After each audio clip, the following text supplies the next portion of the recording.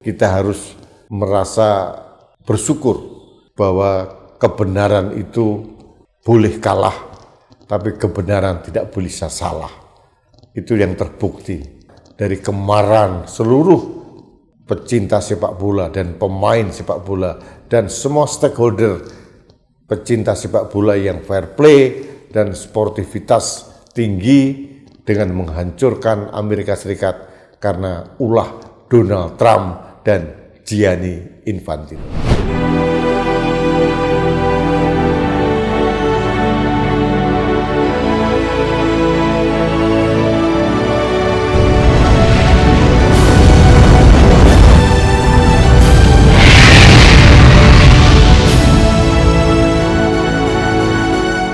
Halo sahabat Indonesia, kita bertemu kembali dalam Opini Rudy di Anak Bangsa TV. Salam olahraga.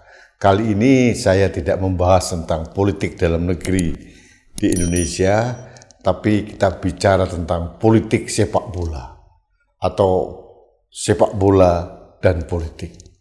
Sahabat Indonesia, saat ini perhelatan Piala Dunia, event terbesar di dunia, sedang berjalan. Anda tahu ada 3 tuan rumah, Amerika Serikat, Kanada, dan Meksiko. Dan hari ini tanggal 8 Juli 2026 kita sudah mendapatkan 8 besar. Yang lain tersingkir. Artinya 34 tim akhirnya harus pulang kampung. Nah, dari 8 besar yang masuk di perempat final itu 6 dari benua Eropa, 1 dari Afrika, dan 1 dari benua Amerika, tepatnya Amerika Latin. Jadi ini menunjukkan betapa dominannya sepak bola di Eropa. Nah, dari 8 besar itu yang masuk adalah, saya akan reminding kepada Anda. Yang pertama, Prancis, Maroko, Spanyol, Belgia, Norwegia, Inggris, Argentina, Swiss. Di perempat final, Prancis akan melawan Maroko. Kemudian Spanyol akan bertemu dengan Belgia. Kemudian Norwegia akan bertemu dengan Inggris. Dan Argentina akan bertemu dengan Swiss. Ini 8 besar yang akan tampil di Piala Dunia. 3 tuan rumah, Meksiko, Amerika, Kanada, semua berguguran. Saya tidak akan membahas tentang pertandingannya, meskipun tadi malam kita sempat berdebar-debar. Juara bertahan Argentina hampir atau nyaris kalah dengan tim underdog dari Mesir. Sudah ketinggalan 2-0, tapi mulai menit ke-79 angin berubah.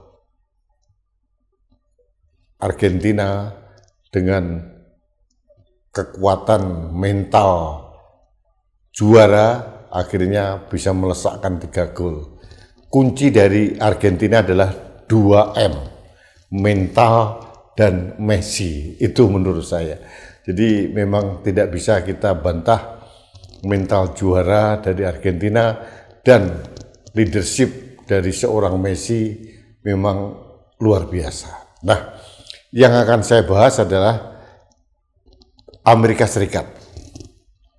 Amerika Serikat ini mendapatkan suatu privilege karena dia menjadi tuan rumah terbanyak dalam pertandingan ini. Dan mendapatkan banyak privilege juga karena publik atau tuan rumah mendapatkan dukungan dari supporter yang jauh lebih banyak. Dan memang luar biasa, sampai ke 32 besar Amerika lolos, masuk ke 16 besar, akhirnya keok. Nah, ada masalah sedikit ini. Nah, pada saat di pertandingan 32 besar bertemu dengan Bosnia Herzegovina, Amerika ini mendapatkan musibah. Meskipun menang, pemain andalan mereka Folarin Jerry Balogun mendapatkan kartu merah di menit ke-32. Ini menjadi malapetaka buat Amerika Serikat karena Balogun memang pemain andalan. Orang akan memprediksi di 16 besar pada saat nanti akan bertemu dengan Belgia, Amerika akan keteteran.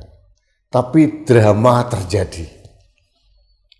Ini luar biasa ini, FIFA ini. FIFA dipimpin oleh Gianni Infantino ini memang penuh dengan kontroversi menurut saya. Tiba-tiba ada kabar kartu merah dari Folarin Jerry Balogun ditangguhkan. Ini baru terjadi di dunia persepak bolaan. Ada kartu merah yang ditangguhkan. Mengapa? Karena Presiden Amerika Donald Trump menelpon Gianni Infantino untuk meminta kartu merah Balogun dibatalkan. Akhirnya jalan tengahnya ditangguhkan. Dan ini menimbulkan kontroversi yang luar biasa.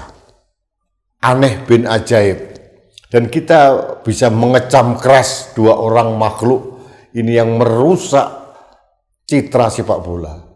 Dalam statuta FIFA jelas tidak boleh ada campur tangan politik, pemerintah dalam persepak bolaan. Tapi ternyata Gianni Infantino ini membawa sepak bola ke arah politik global. Gianni Infantino seolah takluk kepada Donald Trump yang memang sangat kontroversial. Gianni Infantino tahu pada saat Amerika Serikat dengan tanpa alasan yang jelas menggempur Iran, tapi tidak mendapatkan sanksi apa-apa. Berbeda dengan Rusia, pada saat Rusia menyerang Ukraina, Rusia di-ban sampai sekarang. Ada diskriminasi perlakuan.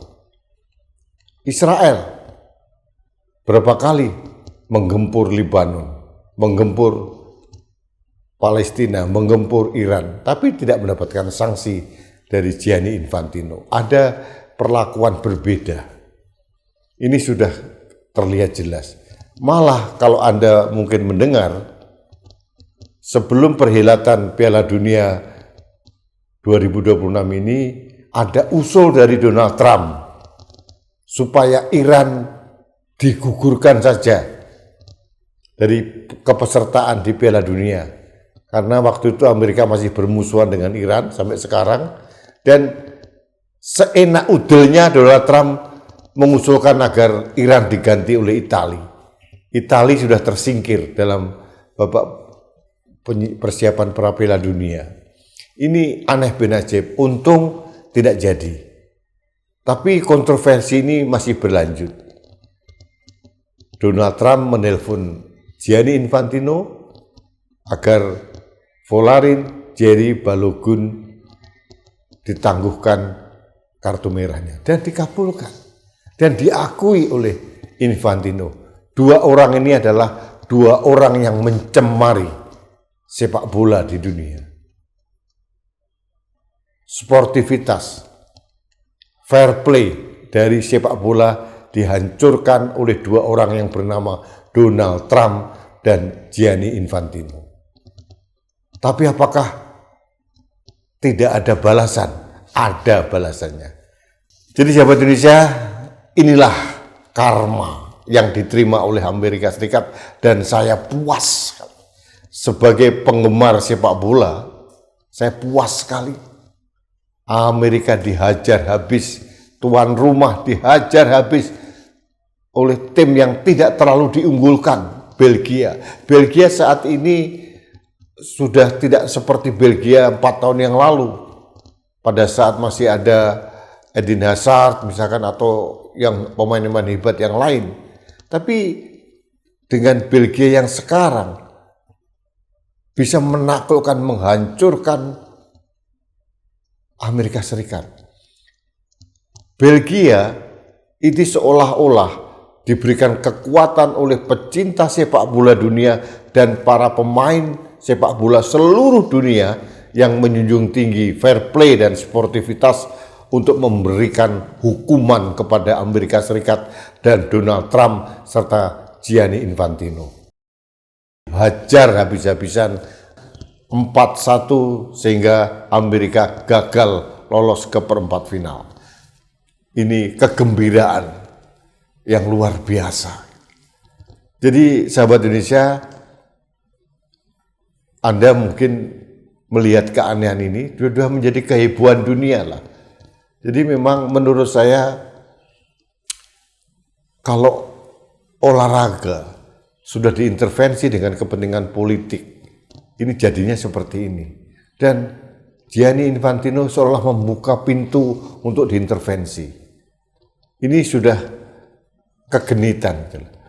Dulu kita melihat Presiden FIFA Sepp Blatter itu penuh dengan kontroversi sampai ada skandal korupsi dan sebagainya. Tapi akhirnya kita berpikir lebih baik Sepp Blatter ya dibandingkan Gianni Infantino. Sepp Blatter tidak pernah mengizinkan intervensi politik dari manapun, membuka pintu peluang sekecil apapun untuk diintervensi. Itu Sepp Blatter dengan segala kontroversinya. Tapi ternyata Gianni Infantino jauh lebih buruk daripada itu. Jadi menurut saya, kegembiraan saya dengan hancurnya Amerika Serikat di kandang sendiri, di muka publik sendiri. Karena apa? Karena arogansi dari Presiden Donald Trump dan kelemahan mendasar dari Presiden FIFA Gianni Infantino. Jujur, pada saat saya bersedih melihat tim-tim besar seperti Jerman, Belanda, kemudian Brasil tersingkir, tapi ada kegembiraan dengan hancurnya Amerika Serikat di muka publik sendiri. Karena apa? Karena keserakan, arogansi oleh Presiden Amerika Serikat, sehingga Amerika Serikat hancur lebur oleh keserakannya sendiri. Jadi bagi saya, inilah karma yang terjadi di dunia olahraga, khususnya sepak bola. Sahabat Indonesia, ini memang sedikit berbeda dengan opini saya yang lain, karena saya kebetulan penggemar olahraga, khususnya pertandingan sepak bola, voli, kemudian MotoGP dan tenis. Tapi sepak bola nomor 1, saya ya memang dengan ekstra tenaga karena pertandingannya di benua Amerika, sehingga dengan perbedaan waktu cukup menguras tenaga kita juga. Tapi di balik semua itu kita harus merasa bersyukur bahwa kebenaran itu boleh kalah, tapi kebenaran tidak boleh salah. Itu yang terbukti dari pertandingan Amerika Serikat melawan Belgia, dan Belgia seolah-olah mendapatkan kekuatan dari kemarahan seluruh pecinta sepak bola dan pemain sepak bola dan semua stakeholder pecinta sepak bola yang fair play dan sportivitas tinggi dengan menghancurkan Amerika Serikat karena ulah Donald Trump dan Gianni Infantino. Sahabat Indonesia, mulai hari Jumat nanti kita mungkin harus begadang lagi. Kita akan mengikuti 8 besar, Prancis melawan Maroko dan seterusnya. Lalu kita tunggu tanggal 20 nanti, 20 Juli pertandingan final. Kita tunggu saja apakah ada kejutan-kejutan besar, tapi kita tahu ada beberapa catatan saya di Piala Dunia 2026 ini adalah tim-tim besar seperti Portugal, Brasil, Belanda, kemudian Jerman tersingkir, tapi yang kita harus akui ada dominasi persepak bolaan di Eropa. 8 besar ini 6 dari Eropa, 1 dari Amerika Latin, dan 1 dari Afrika. Apakah ada kejutan? Kita lihat saja nanti pertandingan-pertandingan sampai babak final nanti. Terima kasih, kita bertemu kembali dalam Opini Rudi selanjutnya. Sampai jumpa.